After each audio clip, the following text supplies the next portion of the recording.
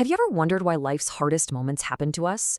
What if the deepest emotional pain you're feeling right now isn't a punishment, but an actual masterclass designed specifically for your personal growth? Welcome to The Explainer. I'm so glad you're here today because we're stepping into something deeply personal and universally human.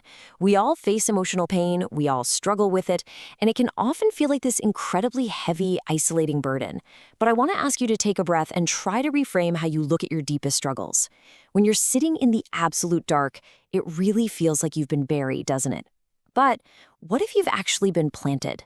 Today, we're going to look at that pain through a completely different lens, using a beautifully structured approach to help us heal, evolve, and ultimately grow. Okay, let's dive into this. Here is a really powerful piece of text that recently caught my eye. It features 4 profound statements right next to a serene image of Buddha.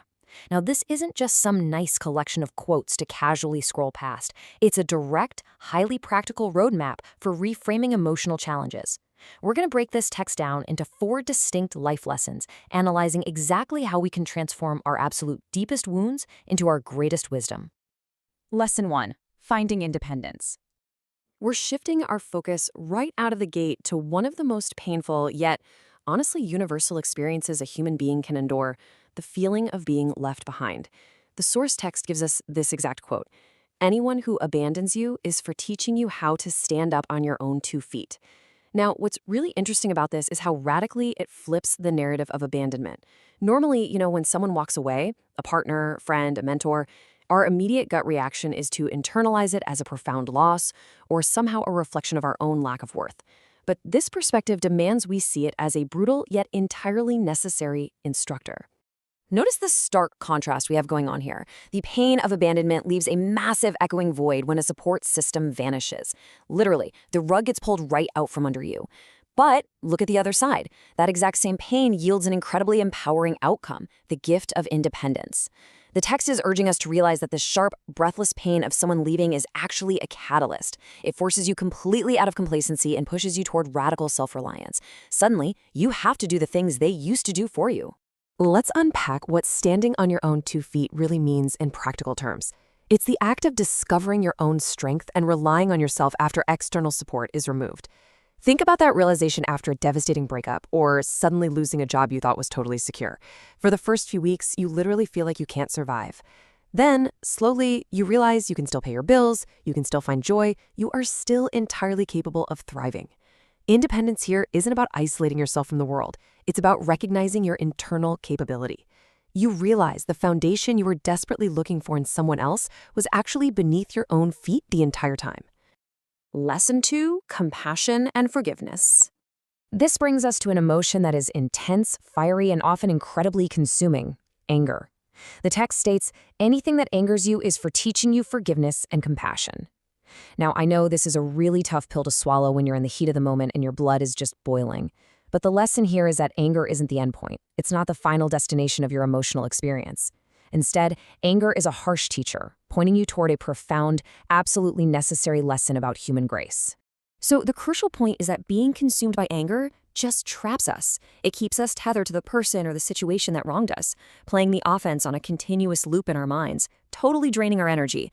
But making the paradigm shift to choose forgiveness, that frees us. It entirely cuts the cord. You weren't forgiving to let the other person off the hook or to say what they did was okay. You are choosing compassion to set yourself free. It's dropping a heavy weight you were never, ever meant to carry. Let's break down the internal mechanics of this. How exactly does anger act as a teacher? Well, first, it exposes our boundaries. You only get angry when a line you deeply value has been crossed. Second, it highlights what we truly care about. And third, it challenges us to respond with grace. Imagine someone blatantly takes credit for your work. That anger highlights your value of fairness.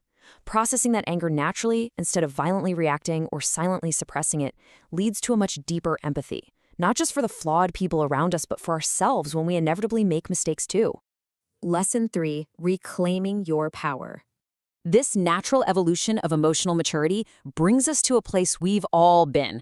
We have all had those moments in life where we feel dominated, overwhelmed, or completely powerless due to external circumstances or demanding relationships. Look at this incredible quote from the source. "Anything that has power over you is for teaching you how to take your power back." And this brilliantly illustrates a core truth about human psychology. When we feel controlled by something external, be it a toxic boss, an unhealthy dynamic, or even a bad habit, that external control is merely a mirror. It's reflecting our own untapped strength right back at us, demanding that we finally use it. This is a vital cognitive flip. You are moving from being a passive victim of circumstance to becoming an active participant in taking back agency over your life. This is about drawing a line in the sand. It's the deep realization that while you absolutely cannot always choose what happens to you in this life, you possess absolute, unyielding authority over how you respond to it. Let's define this clearly. Reclaiming power is the conscious decision to remove external influence over your emotional state and your personal choices.